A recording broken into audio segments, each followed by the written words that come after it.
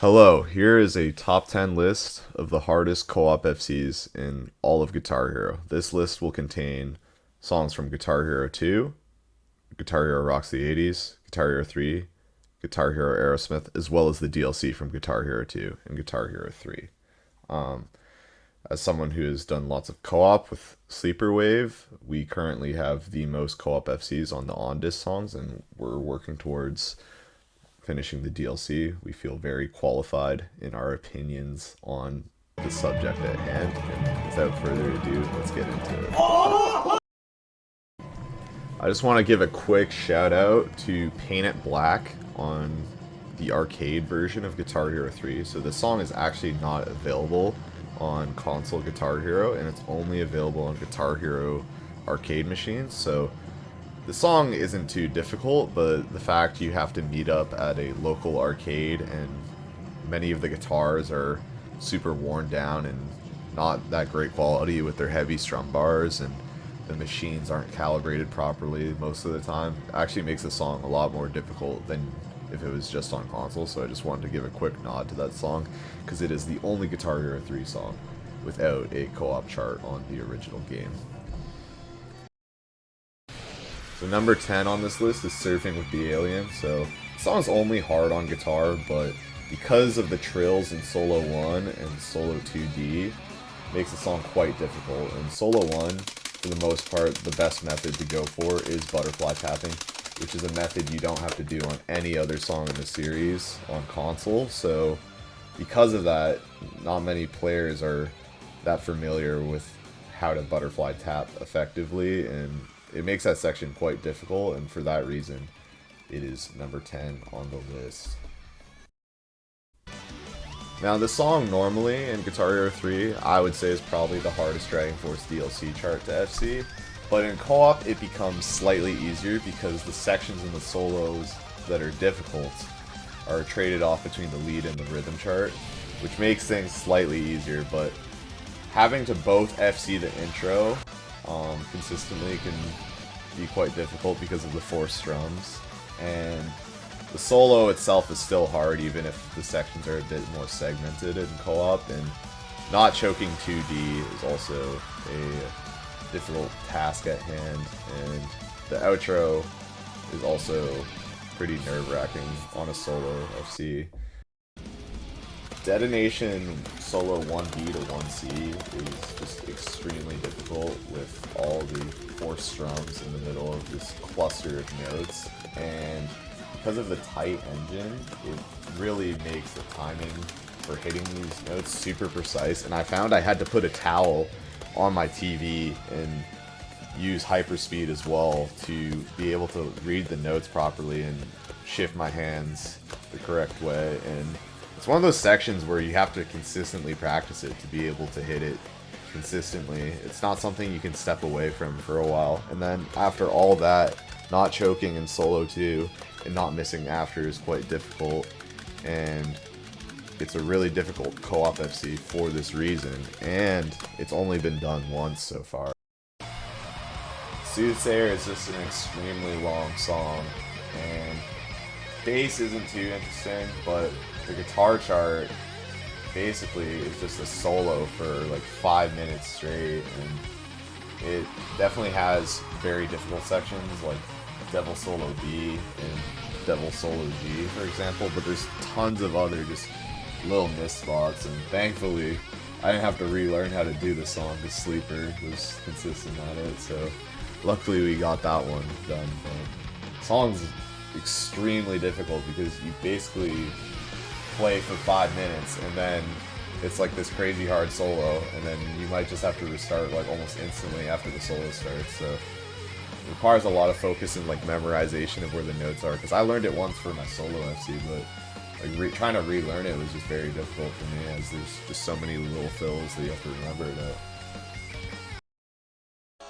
Operation Ground and Pound is similar to Heroes of Our Time in the sense that a lot of hard parts trade off between lead and rhythm, and you have to pick who does what role accordingly. But what makes it really difficult is at the very end of the song, you both have these very chokeable triplets, and then the rhythm chart also has this little trill that's really chokeable at the end.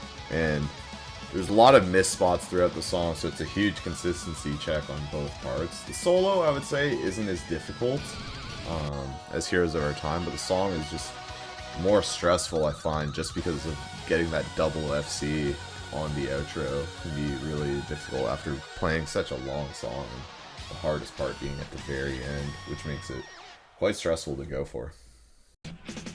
So with 1, it's already a really difficult song on Guitar Hero 3, and then when you combine the fact that the lead chart is slightly different with the orange wall being different in Fast Solo A, just the very slightest, it makes practicing for this co-op a little more difficult because you have to do it within the runs or on like a different engine or get like a practice chart or something, so it's less convenient to go for.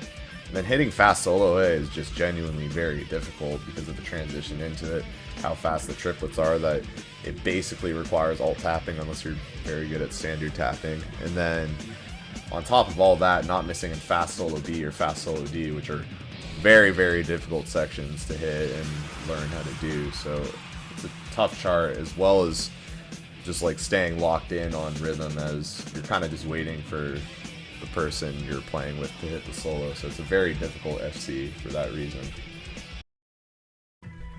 Ballroom Blitz is just genuinely one of the worst charts combined with the Guitar Hero 80s engine in the series. Because of the strum limit, you're forced to use the hammer-ons in this very difficult section of Guitar Solo 1B, and then you're forced to use the hammer-on and then immediately strum after, and it's very awkward because it's very hard to downstrum that fast on the strumming section. And so what most players do is they alt strum, and then it's very hard to keep the timing because you have to fret right before you strum, and separating the motion of your fretting hand and your strumming hand is just this very difficult thing. And there's like slight tempo changes, and as soon as you break the combo, like the whole section falls apart. So it requires lots of focus, and it's very, very difficult for that reason.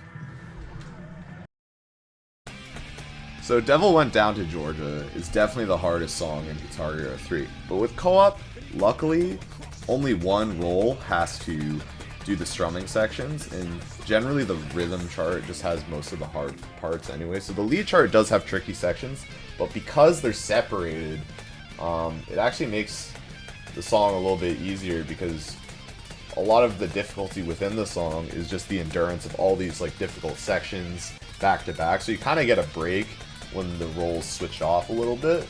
And because both players don't need to be capable of hitting like 20 notes per second strumming, if you have one player that's able to do that, you can give the other player lead, which is what me and Sleeper are going to do, because I am not capable of strumming that fast. So I'm going to get verse 4 down, and then I think we'll get that no problem.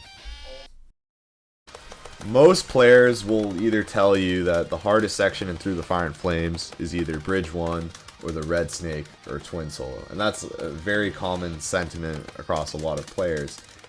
Now, in the co-op chart, both players have to hit those sections. So, granted, there's like some variations of like Twin and the Red Snake, but for the most part, they're very similar, with like the chord on rhythm making the ending of Red Snake a little different, as well as Solo Fill 2 being a lot harder on rhythm, and you, above all that, you have the stupid outro in the last 5 seconds of the song that makes the song a lot more difficult. So for that reason, Through the Fire and Flames is just a very difficult co-op song, because it requires consistency across the board, and a lot of the hard parts are shared between the two players, as well as new hard parts added to the song on like the rhythm chart, for example, with Solo Fill 2 and the outro.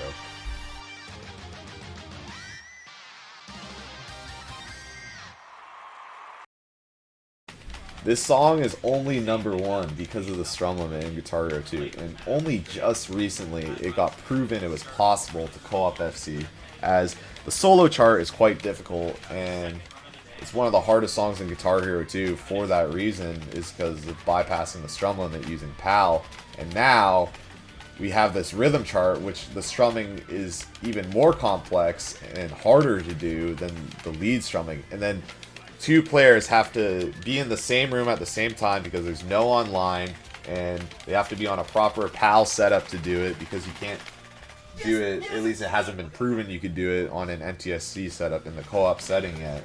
And you have to be able to do it at the same time. And honestly, it feels like a miracle that this song can happen. So, Trogdor is just extremely, extremely difficult, and it's crazy that Sleeper Wave and Marbler were able to co-op FC this, and it is by far the hardest co-op FC in all of Guitar Hero. Oh my god, dude! Come here. Now that was the top 10 hardest co-op FCs on Guitar Hero full series plus DLC. Let me know if you want more content like this in the future.